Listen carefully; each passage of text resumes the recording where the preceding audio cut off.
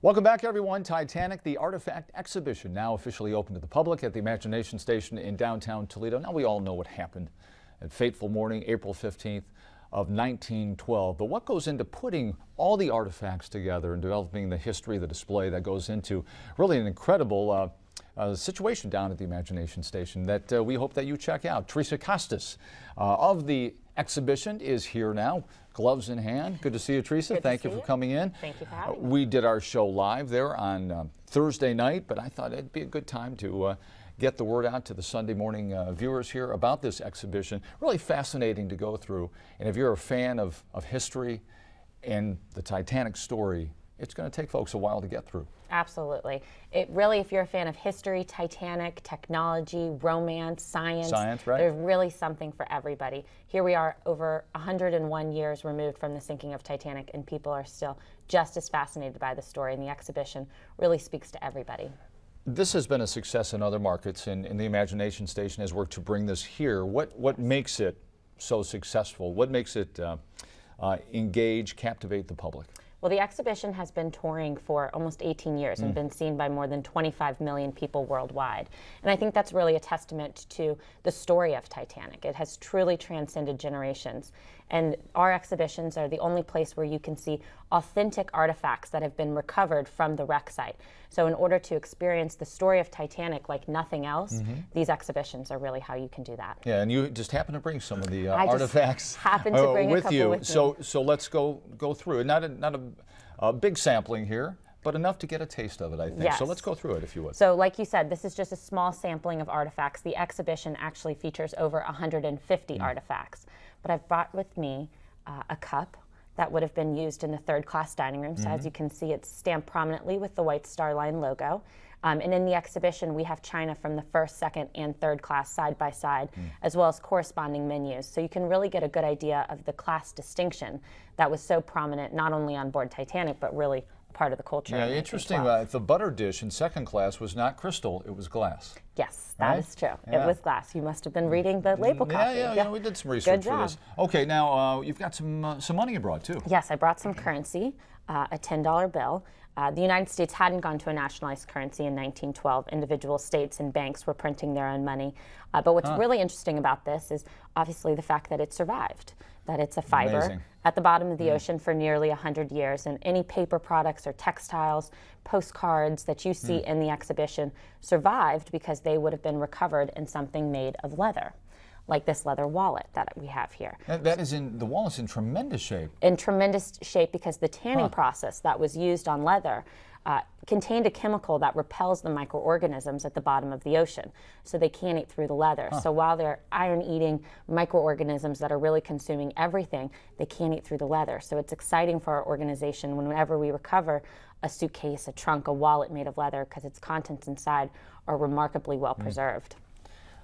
I think there are a lot of gentlemen and women in the audience who look at their wallets and say, well, my wallet is absolutely not even close to as good a shape as that. Absolutely. It's incredible, the shape that a lot of the artifacts have maintained. Not only the artifacts themselves, the pieces, the tangible pieces, but the quotes from the survivors. And that's what really struck me, is what they had to say as the ship was going down, and obviously those quotes from the people who did survive. Absolutely. What about the work going into to gathering the literature? So my company, RMS Titanic Inc. and Premier Exhibitions, is the sole salver in possession to the wreck site of Titanic. And what that means is we are the only entity in the world permitted by law to go down to the wreck site for the purposes of recovering artifacts. So we've conducted 8 dives to the wreck site over the last 27 years, recovered more than 5,500 artifacts, and we conserve them and put them on display in these exhibitions around the world with the intention of continuing the legacy of Titanic, and in my opinion, more importantly, of the passengers and crew members that were on board. And these artifacts are really a tangible representation of those lives.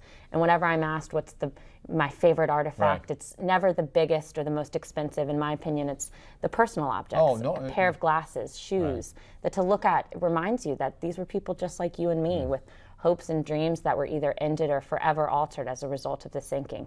So not only do we use the artifacts to tell the stories, but we also have a great team of historians on our staff that have done a lot of research into uncovering stories not only of the rich and famous, of the John Right. Jacob Astors Sure. and Margaret Browns, but also the stories of the third-class passengers and crew that, if we didn't tell, perhaps would be lost to time. Right, and the third class, they lost, or the crew lost more than anyone, correct? Absolutely. But I was struck by a quote from, I forget which passenger it was, that said, well, women and children were sent to the lifeboats first. I know exactly the quote you're talking about. And just said, my life was with my husband, and I'm not going without him. That was- something to that effect. That was Really Ida struck me. Strauss, and she was married to Isidore Strauss, who was one of the co-founders Macy's. of Macy's Yeah. department stores.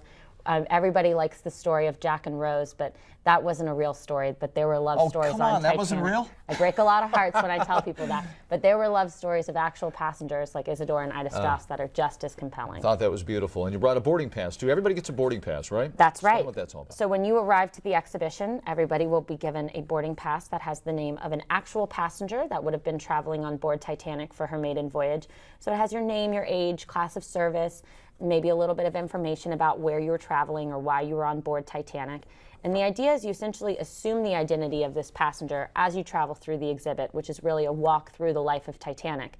And at the end of the exhibit, the boarding pass comes back into play in the memorial gallery, where we have the ship's manifest posted on the wall, broken down between first, second, third, and crew, survived and perished. And you take your boarding pass and find out the fate of you and those you were traveling with. And it really leaves you with a haunting emotional connection doubt. to the story that stays with you long after you leave. So well done. Enjoyed you. it immensely going through it, and we invite everybody to check it out. Let's take a look at the hours and how much it'll cost you, too. Okay, officially open to the public yesterday. It runs through June 15th, so it's a 4-month run. Yes. Tuesday through Saturday, 10 to 5, Sunday noon to 5.